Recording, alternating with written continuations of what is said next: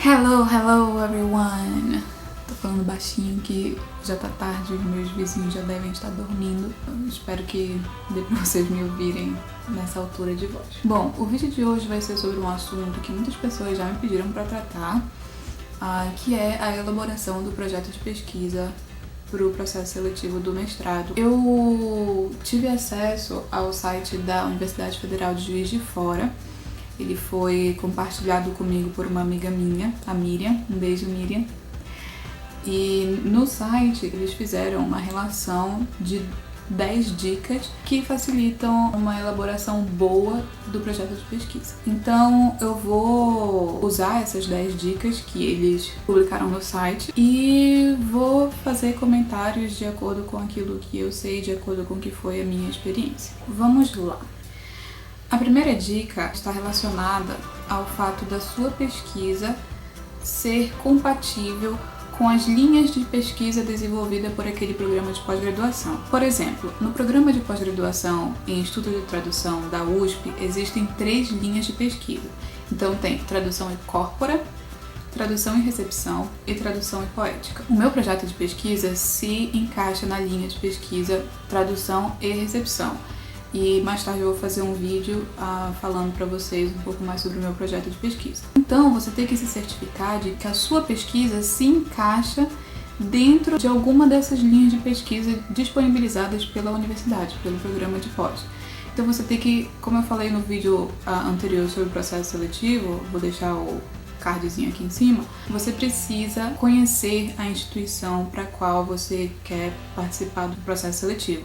Você precisa saber exatamente o que eles oferecem, quais são as linhas de pesquisa, como você pode fazer proveito daquilo, como você pode encaixar o seu projeto de pesquisa naquelas linhas de pesquisa, enfim, você precisa estudar a instituição para a qual você vai aplicar, certo? Então, esse é o primeiro ponto, saber se a sua pesquisa se encaixa nas linhas de pesquisas disponibilizadas pela universidade. Porque o que acontece? Às vezes o seu projeto é até um projeto bom, você tem um projeto de pesquisa que é coerente, que é inovador, que cumpre com todas as exigências da universidade, mas você está participando de um processo para uma linha de pesquisa que não tem muito a ver com o seu projeto de pesquisa. Então, nesse caso, quem é que poderia orientar o seu projeto, a sua pesquisa? Se o seu projeto não está de acordo com o que normalmente se trabalha ali naquela linha de pesquisa.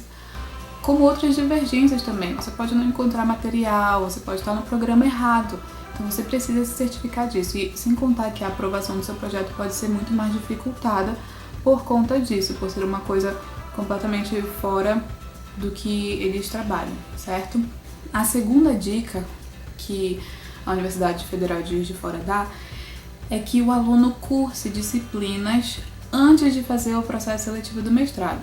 Caso você não saiba disso, você pode fazer disciplinas na pós-graduação como aluno especial, sem precisar fazer parte do processo seletivo. Existe uma certa seleção de alunos para isso, mas aí você pode se informar melhor na universidade, o que você precisa fazer, quais são os documentos exigidos, e aí você participa dessas aulas ou como aluno especial ou só como ouvinte, caso eles não aceitem você como aluno especial. E a partir disso você pode ter uma noção maior de como elaborar o seu projeto, de quais autores usar. Você vai ter acesso a projetos de outras pessoas, a pesquisa de outras pessoas, você vai ter contato com outros alunos.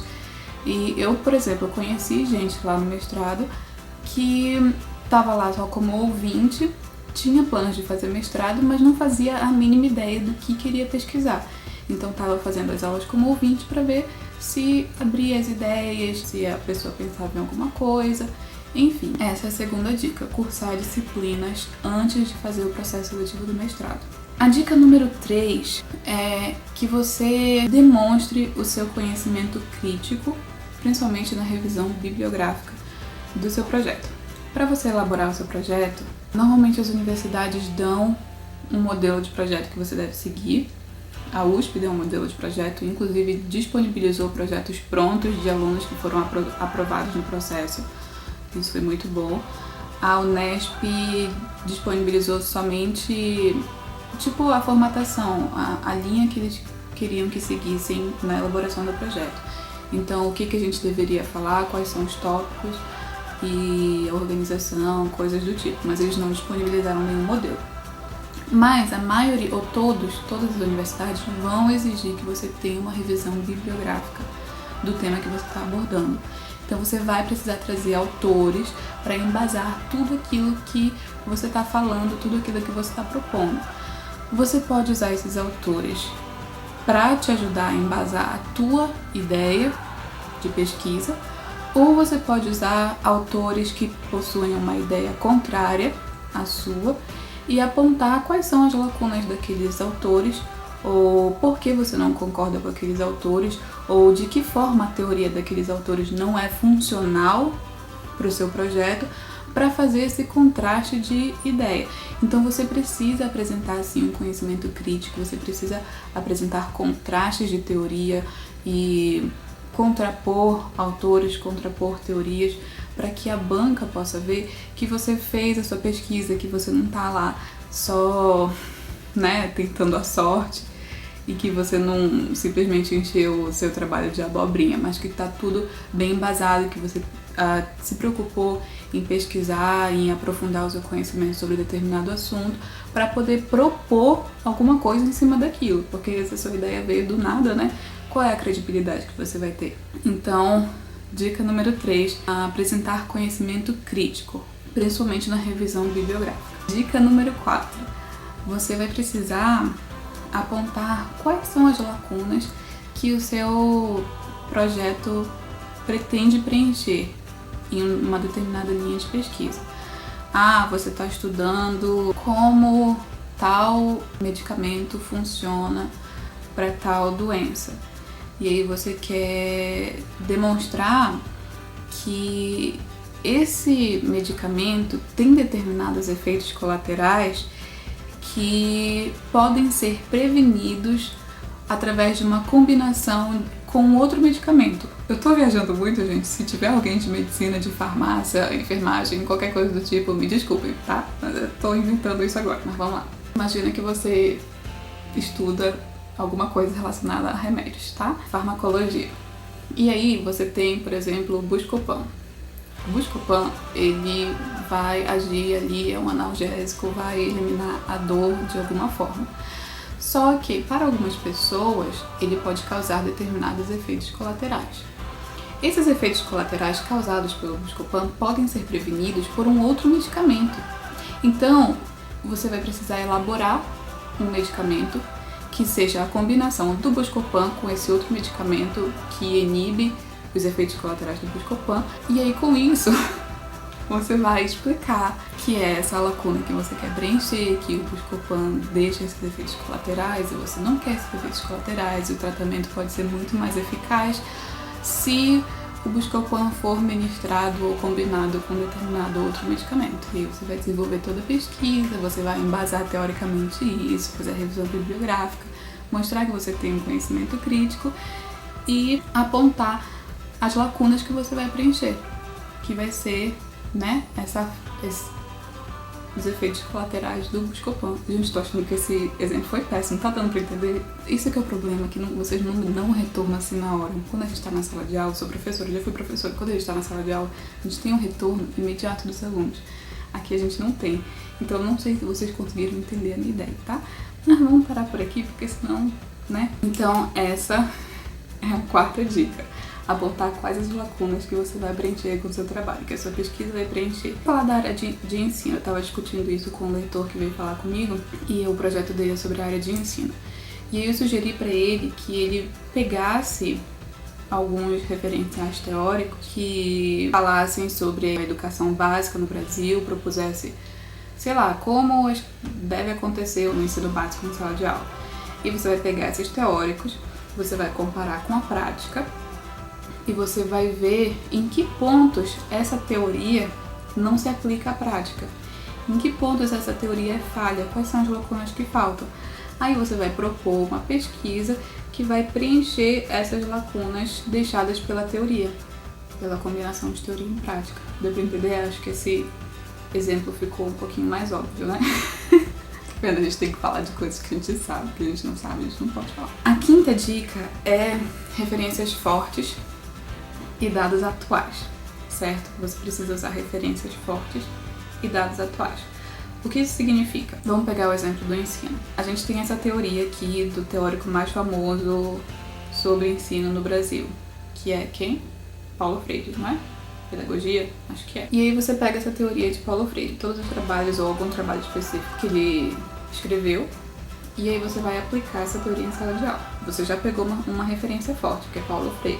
Você precisa pegar essa teoria e você precisa averiguar se não existe nenhuma outra pesquisa atual falando sobre os efeitos dessa teoria no ensino básico no Brasil. Porque você precisa de referências atuais, você precisa de dados atuais. Vamos supor que você pegue as teorias de Paulo Freire que ele publicou não sei quando. E aí, enfim, em 3 décadas já, muita coisa já mudou. Aí você vai aplicar essa teoria hoje. Eles podem te indagar, mas existe um autor mais atual que discutiu essa teoria de Paulo Freire e ele apontou essa questão aqui que eu não estou vendo no seu projeto de pesquisa. Então você precisa pesquisar autores e dados atuais e fortes, ok? Dica número 6. Elaborar perguntas claras. Lembra das lacunas que o seu trabalho vai preencher? Antes de preencher essas lacunas, você precisa elaborar as perguntas que levaram você a perceber que existiam essas lacunas. Tipo, por que o Buscopan causa esse efeito colateral? Esse efeito colateral pode ser prevenido? Qual é a natureza desse efeito colateral? O que acontece no organismo quando esse efeito colateral acontece? E qual é o medicamento que eu posso usar para inibir ou prevenir esse efeito colateral? Você precisa fazer perguntas claras, bem elaboradas, para que você esteja preparado quando te indagarem sobre isso. E para que o seu projeto seja uma coisa clara, o seu projeto precisa ser claro, ele não pode ser obscuro, ele não pode ter nenhuma sombra ali, entendeu? Ele precisa estar tudo claro, tá? Imagine que tem uma lanterna na frente do seu projeto. Péssimo exemplo. A 7ª dica é sobre os seus objetivos específicos, que está relacionado às perguntas de pesquisa e às lacunas. Você tem perguntas, e essas perguntas te levam a lacunas, certo? Então os seus objetivos específicos vão ser preencher essas lacunas. O seu trabalho pode ter 1 ou 2 objetivos específicos, ou ele pode ter mais, mas ele precisa ter um propósito. O que exatamente você quer fazer com o seu trabalho? O que a sua pesquisa vai alcançar? Você precisa ter isso, tipo, o foco do trabalho todo, qual é? Nesse processo de alcançar esse foco principal, você pode ter outros objetivos, os objetivos gerais, mas você precisa ter um foco específico, saber exatamente onde você quer chegar. Você precisa estabelecer isso.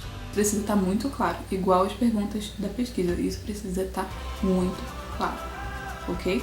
A 8ª dica é que a sua metodologia seja coerente com os seus objetivos. Você quer alcançar tal objetivo, você tem um foco do seu trabalho, o objetivo principal.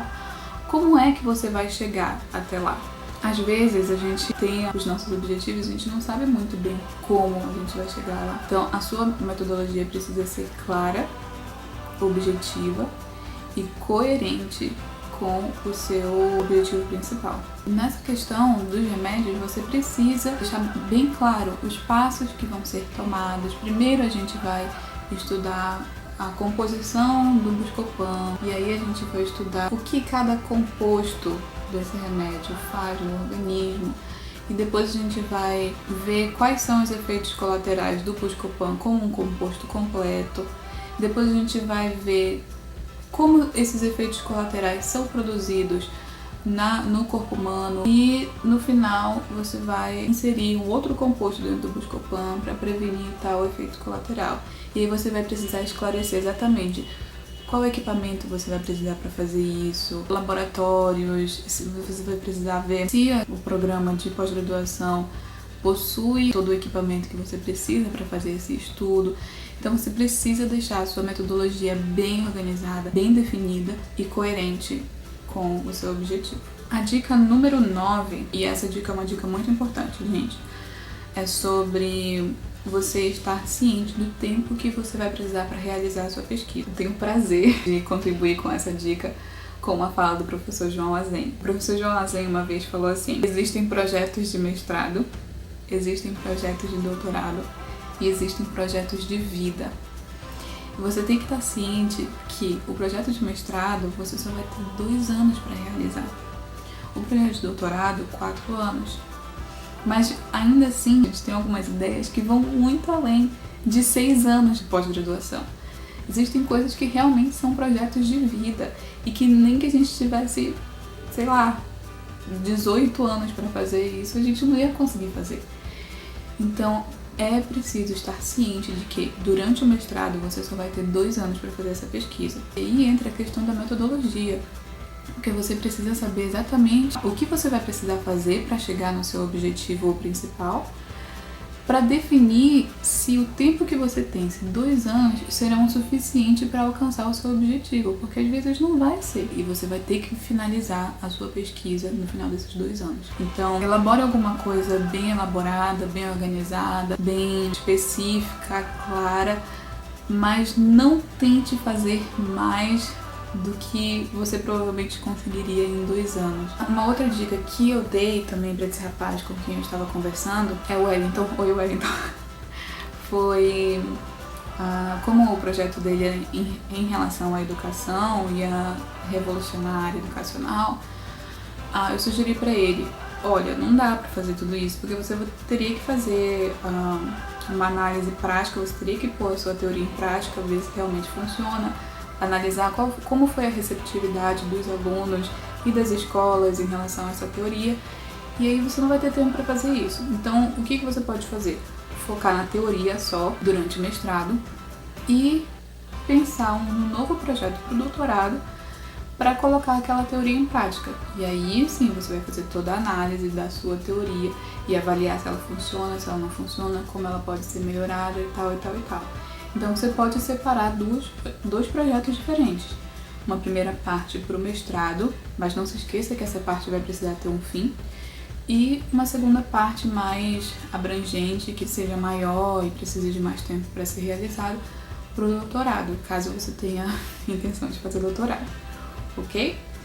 E a última dica que eles dão no site da Universidade Federal de Juiz de Fora é sobre você verificar se a sua pesquisa vai ser financiada por algum órgão.